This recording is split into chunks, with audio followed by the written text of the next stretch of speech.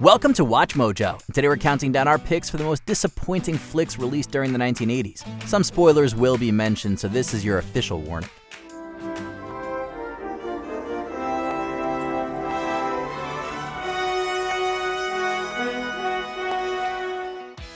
Number 20, Best Defense.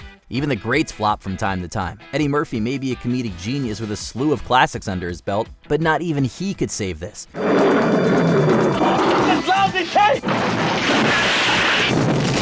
built this thing anyway? Best Defense was confusing from the start, centered around two characters on opposite ends of the world who never interact with one another. The confusing premise was only made worse by the lacking execution, leading to it becoming a commercial and critical failure. Even Murphy himself has admitted that the project was weak, but that the compensation was too good to turn down, with the outcome being so bad that it led to a lull in his otherwise spotless career. I'm not in this war! I'm from Cleveland! Number 19, The Apple. Not all musicals are created equal. Though it had some potential, The Apple quickly proved to be all concept and no substance. The film follows a young ingenue as she tries to navigate the music industry after signing to an evil label. It was also infused with several religious references from Adam and Eve to the Rapture. Take a little bite, spend a splendid night in our garden of delight. Though interesting on paper, it proved to be much worse once it was actually created. Everything from the writing to the director's misunderstanding of the culture was dragged upon release, with some audiences even throwing the complimentary vinyls they'd received at the screen. What made things worse was that the director was convinced he'd made a fantastic movie, and the truth nearly drove him to the brink.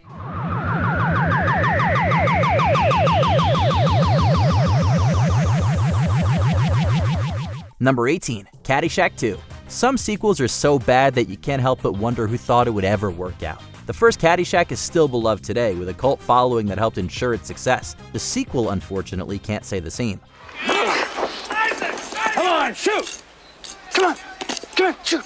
Shoot! Come on! Come on! You please move. Unlike the original, it had been given a PG rating, which severely limited the scope of jokes they could make. That was only the tip of the iceberg. Everything from the story to the jokes were done much worse the second time around, and not even a cast stacked with comedic legends could save it. Its director, Harold Ramis, even claimed to have snuck out of a viewing in embarrassment, making it clear just what he thought of his attempted follow-up.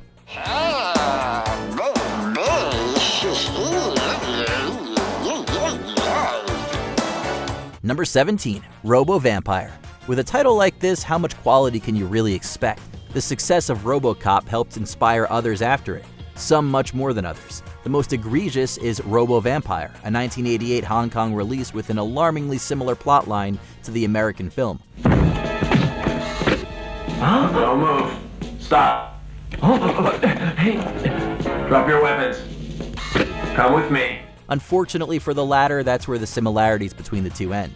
As if the stilted acting and clunky writing weren't unfortunate enough, the fight scenes were also inundated with poor special effects, making them unintentionally hilarious. The result was a confusing mess that not even the most staunch movie lover could defend. Though it's clear what it's trying to emulate, it missed the mark entirely.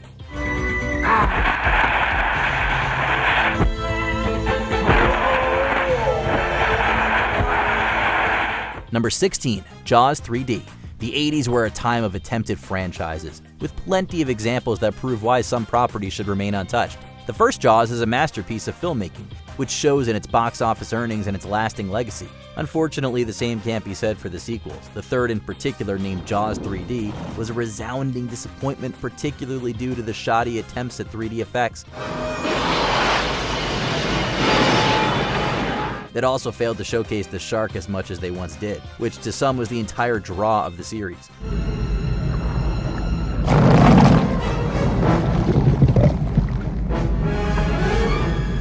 It was hard to believe that such a movie could have been in the same series as its iconic predecessor, or that it somehow led to another sequel being greenlit. Number 15, Tarzan the Ape Man. We'd recommend sticking to the animated version on this one. There. That's a smile. A film adaptation of Tarzan of the Apes had been famously produced in 1932, and just under 50 years later, an attempt to remake it failed on just about every level.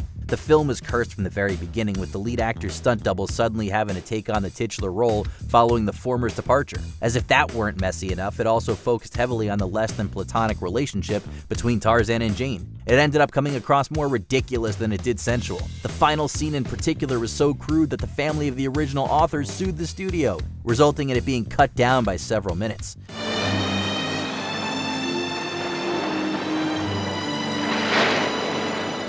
Number 14, Teen Wolf 2. Not all critically panned sequels came from revered beginnings. Though the original Teen Wolf was admittedly silly and campy, the follow-up created just 2 years later failed to capture any of its charm.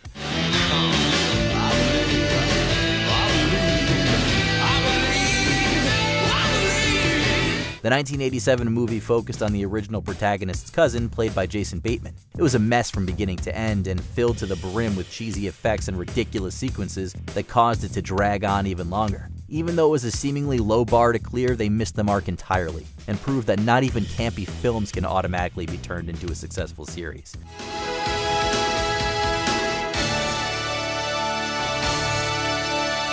Number 13, Grease 2. If it ain't broke, don't fix it. While the follow-up to the 1978 classic wasn't lacking in terms of music, it failed to bring much more than that. Several plot points from the original were reused in the follow-up, but without any of the charm found in the former.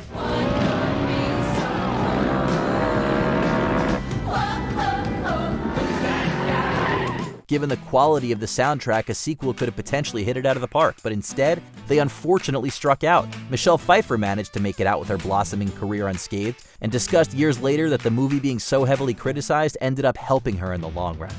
I never thought you'd kiss me like that if you knew who I really was. Are you crazy? I want 2 for the price of 1.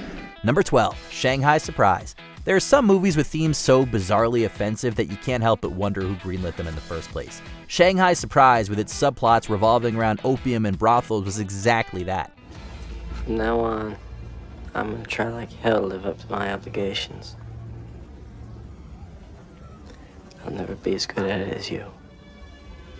Goodbye, Glendon. Led by Madonna and Sean Penn, both actors couldn't do much to save what was essentially a train wreck in film form. Between the similarities to other action movies and its misogynistic material, the whole project was a mess from beginning to end. Considering how stacked the cast and production team were, with a former Beatle even taking on the soundtrack, the picture managed to underutilize them all. But when you're looking for a rickshaw puller, the best person to ask is the rickshaw king. We'll take a taxi. Then we'll find the taxi king. Number 11, Bolero. It's sad when a film attempting to be provocative can't even succeed at that. The plot of Bolero is questionable at best, with it centering around a young woman traveling around the world in search of her first intimate partner. But only because it's been found to be the most practical way to make love. Oh, you gonna kiss me? I thought I was. The story ended up being much more ridiculous than they anticipated, but even that wasn't enough to make it any less dry. Had they fully leaned into the silliness of the plot, it could have looped back around to being camp, and even potentially finding a cult following. Instead, it was simply bad and failed to capture the hearts of even the most forgiving cinephiles. Marido y mujer, en el nombre del Padre, y del Hijo, y del Espíritu Santo. Amén. Number 10, Star Trek V: The Final Frontier. It was no surprise that William Shatner wanted to direct the next Star Trek movie, since his co-star Leonard Nimoy had directed the previous 2 successful entries. Throughout the production, Shatner's ego would not let him give up, even if the film was plagued with problems. Creator Gene Roddenberry didn't like the script, co-stars opposed the premise, and the film went through multiple rewrites and cuts, including a complete revamp of the ending after horrible test screenings. Who is this creature? Who am I? Don't you know? Aren't you God? With subpar effects, a bizarre story about searching for God in space, and Razzie Awards for Worst Picture, Director, and Actor, it's easy to see why this entry almost killed the franchise. Thought I was going to die. Not possible. You were never alone. Number 9, Superman 4: The Quest for Peace.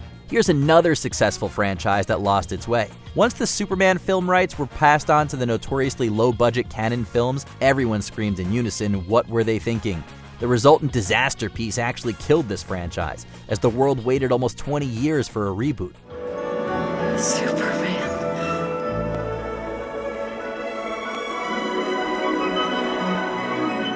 Critics agreed that the film was beyond boring, the effects were cheap looking, and all the actors seemed like they wished they were somewhere else. Christopher Reeve famously predicted to John Cryer that the movie was going to be terrible, and lo and behold, Superman himself was right. You didn't need superpowers to figure that out, though.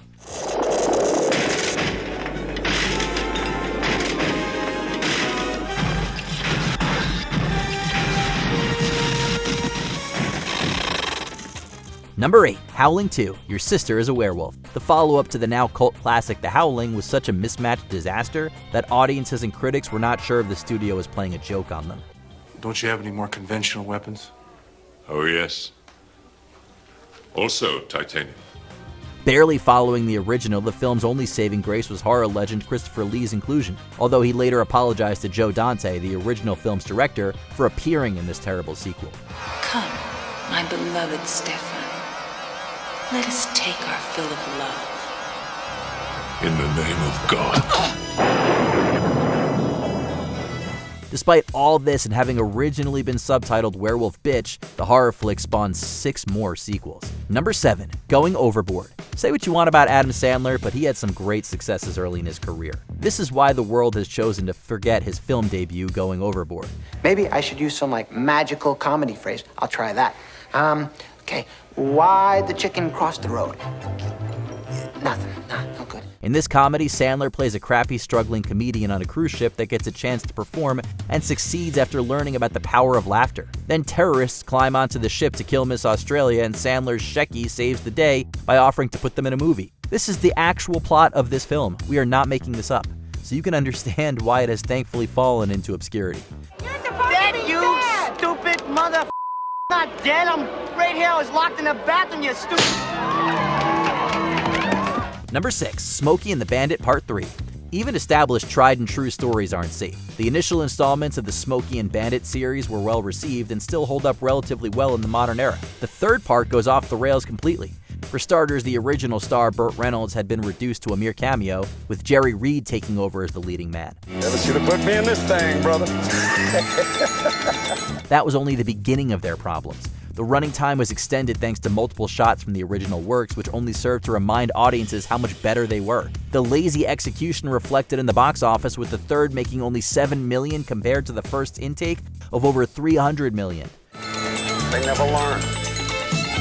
Number 5. Mac and Me. We don't think anyone expected this feature-length McDonald's commercial disguised as an E.T. knockoff to be a masterpiece. But did it have to be so criminally mind-numbing? It was supposedly aimed at children, but it insulted even their intelligence. The only difference between Mac and Me and Spielberg's classic is that the main character uses a wheelchair, and everyone is brought together at the end by the power of McDonald's hamburgers. Oh, and Coca-Cola too. It's okay, no one's gonna hurt you. Here's your baby. He brought us to you. Easy now, it's okay. The sci-fi adventure movie was rightfully a box office disaster, and its planned sequel was thankfully immediately canceled. At least it's given Paul Rudd and Conan O'Brien something to joke about. Just that they're not in that tire iron. It's okay, I think it's just 1%. Well, keep him busy, guys! Keep him busy! Number 4. Leonard Part 6. No, this is not the 6th entry in a franchise, and yes, the entire world was confused by the title. However, that is just the tip of the iceberg of reasons why nobody went to see this comedy. Although denounced by Bill Cosby himself, who practically begged audiences not to see it, the spy movie parody was actually produced by and starred the comedian. In the comedy, Cosby's supposed to be a James Bond type of operative trying to save the world from evil vegetarians by using meat as a weapon.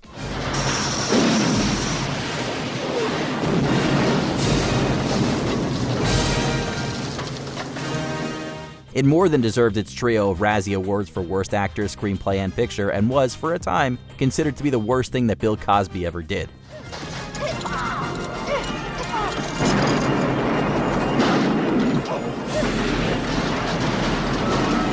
Number 3. The Garbage Pail Kids Movie. We still live in a Hollywood that can turn any product into a film, and while sometimes it works, such as with the Lego Movie, sometimes it doesn't. Battleship, anyone? And sometimes you just try to imagine what the pitch meeting for some ideas looked like, and if everyone was either asleep or drunk when they greenlit certain things. No, not the brake, the gas, the gas!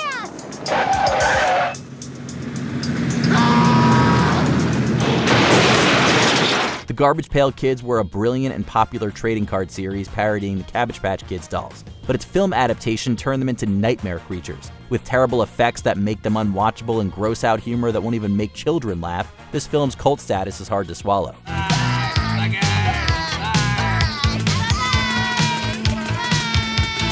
Number 2. King Kong Lives, aka King Kong Part 2. While the 1976 remake was a box office success, this sequel falls short on every level. How can a King Kong movie be so boring?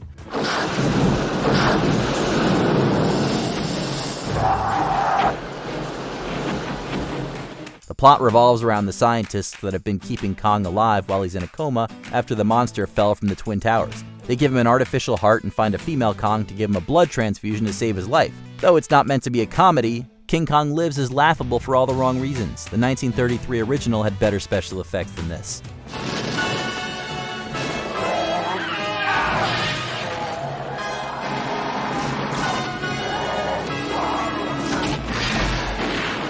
Before we continue, be sure to subscribe to our channel and ring the bell to get notified about our latest videos. You have the option to be notified for occasional videos or all of them. If you're on your phone, make sure you go into your settings and switch on notifications. Number 1. Jaws: The Revenge. In a world with sharknadoes and mutant piranhas, this movie's somehow the most laughable underwater monster movie. Well, at least it was in the 80s. Jesus Christ!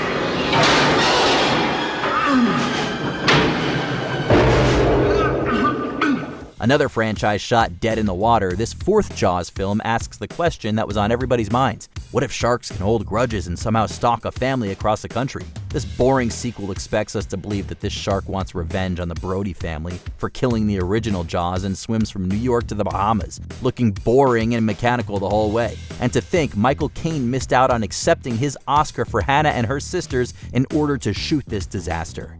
When I come back, remind me to tell you about the time I took 100 nuns to Nairobi. Which 80s film do you think was the biggest disappointment? Let us know in the comments below.